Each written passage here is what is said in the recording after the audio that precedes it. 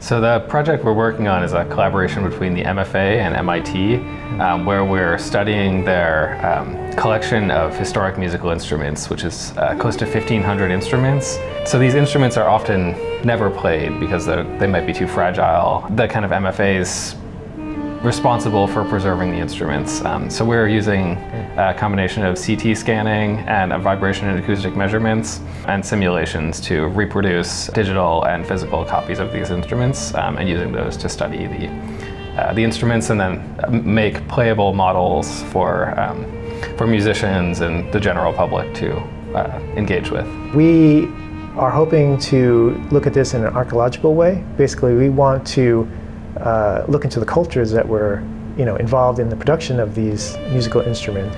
Our perspective is we want to understand the people who made these instruments through both the materials that they're made of, but also the sound that they have. I visit museums a lot. I love museums, particularly musical instrument museums. But my biggest qualm is that I always go there and I say, I want to hear these instruments. I want to play these instruments, really. So my large overarching goal is to allow patrons of the museum to be able to experience the instrument.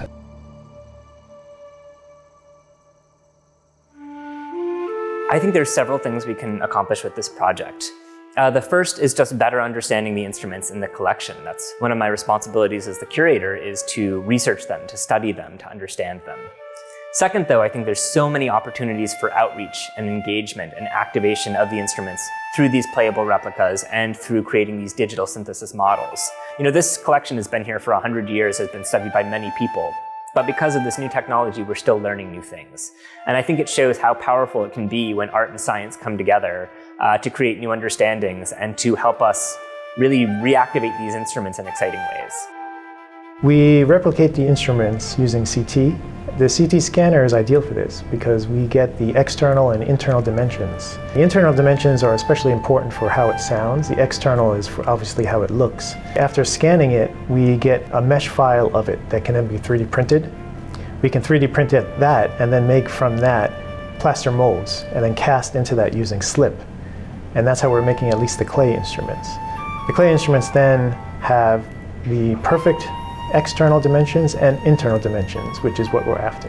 So after we replicate the instruments, we want to verify that they sound the way they should. So we use non-destructive vibration and acoustic testing. So for example, if we're trying to recreate a violin, what we can use is an impact hammer, which is a very small hammer with a transducer in it, so we're imparting a known force signal into the instrument, and then measuring the resulting vibrations with a laser Doppler vibrometer.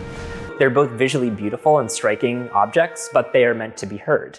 And so my hope for this research is it's really providing us a way to protect the original instrument while still allowing it to be heard and experienced in the way it was intended to be experienced. So this, for example, is a classic Veracruz polyglobular flute.